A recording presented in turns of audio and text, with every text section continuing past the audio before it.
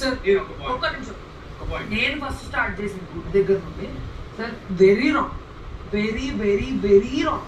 మేము అసలు ఫండ్గా స్టార్ట్ చేశాను. నేను గుడ్డు పోవడం తినడం అనేది హ్యూమానిటీ మీకే కాదు, ఇక్కడ ఉన్న వాళ్ళు అందరికీ ఉంది. మేము ఎవ్వరం సీరియస్ అవ్వదు. ఫస్ట్ మాకు ఒకటే బాధ, తినండి.